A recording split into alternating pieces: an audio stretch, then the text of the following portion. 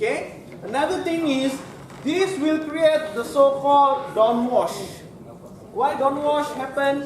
Because you remember when you have an aircraft, this is the wing of the aircraft. The high pressure over here will move up and create a trailing. So it goes to the inner side.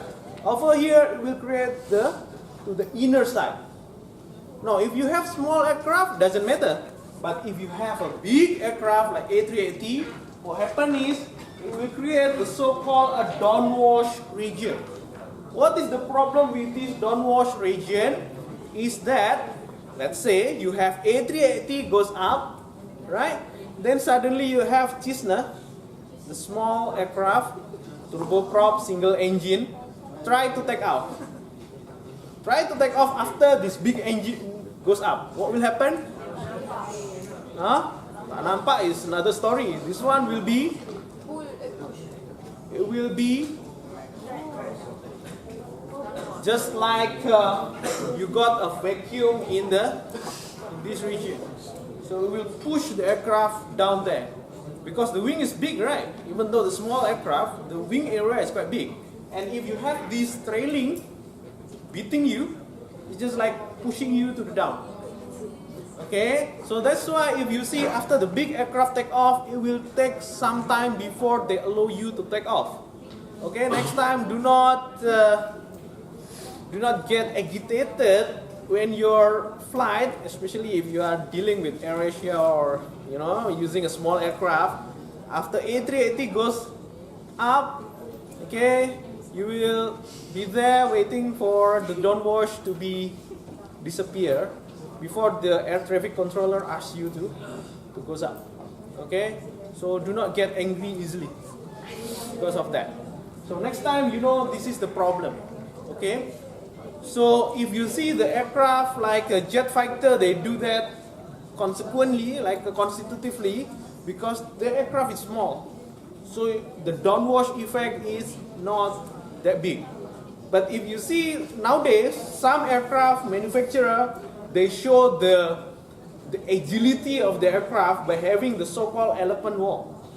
Elephant walk means you see one aircraft followed by the next aircraft, followed by the next aircraft, followed by the next aircraft. So they will take off together. Okay, that one showing, they want to show you that this aircraft is so powerful it can overcome the downwash. But even though you have those kind of powerful aircraft, usually ATC will save it.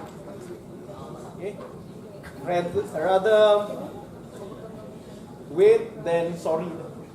Because if something happen, this thing happen, the one who will get caught first is the ATC. Yeah. The pilot already died. You can ask the pilot, right? So the one, the ATC, the air traffic control. Okay, so the ATC will be investigated. So that's the problem with ATC. Okay, and you cannot sit down until this aircraft goes to the next air, what they call it, zone, the next zone. Let's say from here, you are in Kuala Lumpur. If you are the ATC of the Kuala Lumpur, you wait this aircraft from takeoff until it goes to the next zone, which is maybe in Penang or maybe in Vietnam or maybe in the next one. Okay. That's why you see a story of one ATC in Palu died because he's waiting until this Batik Air take off. Yeah. So he's died there because he's waiting for this aircraft to take off. Okay? Because the aircraft is under your responsibility. So the same goes for this one. Okay? So now, going back to here, to minimize it, then the company learned from the nature, right?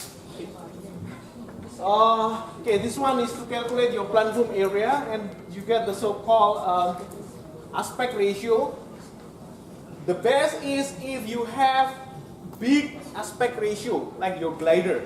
Your glider has no engine, but it can fly because it has a very high aspect ratio, which means the length is very long, but the area is very the length of, the chord is very short. which means the friction will be minimum, right? Because the length, the friction is working on this, right? Now having the same area but getting longer.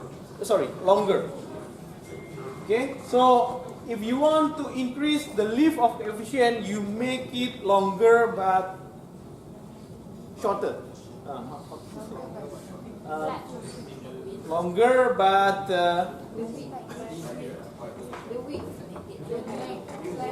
rather than having this, you make it longer but shorter. Narrow. Longer but narrower. Okay. So that's why you get this glide. See, this glider. Okay, this one has no wing, no engine, but it can fly longer. Okay. Where do we learn this? Those things. The king of the sky. Right? So you learn from here. Another thing that you learn from this vulture is this. The wing is deflected upward. Right? And those has inspired the engineer to develop the so-called winglet. Okay?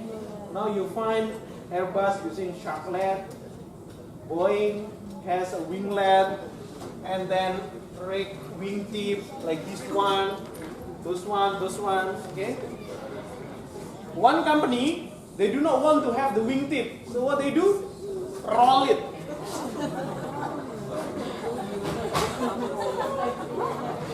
Right? Roll. So really you don't have a wingtip, right? There is no wingtip on this. Where can you find a wingtip?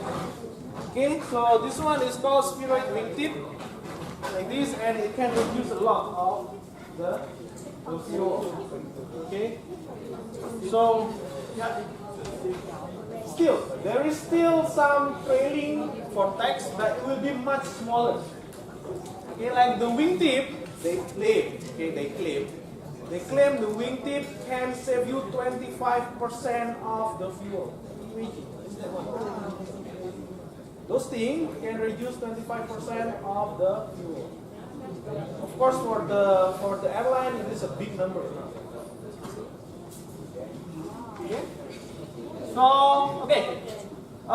This problem example, I want you to do it on your own time. Please do so. Okay. Okay. Don't blame me later on. Oh, you never taught this one in the classroom. Okay. But this one got step by step, step by step solution. So you can calculate, get the maximum takeoff, right? And then you can get the velocity and the cruising speed. Then you get that. Okay, the thing that you need to take into account later on, if one of you are working with in Subang here, there is a lot of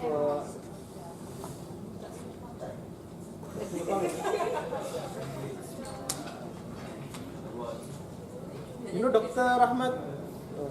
Only you know. Dr. Rahmat Iskandar, he was a lecturer in UTP, but now he has moved to one aero company in Subang Jaya. So he's working with it. Okay, so if you are working in those companies, let's say you are working with GE or whatsoever, when you are doing this calculation, you just care about the wing. You don't take into account the fuselage. In fact, those fuselage may give you a lot of drag and lift, right? So if you want to get the complete view on it, you need to consider the whole thing, the cylinder as well as the wing. Actually, you can do that because the wing you can calculate, and then the cylinder you can calculate, right? Using the preference table that's given to you. Okay?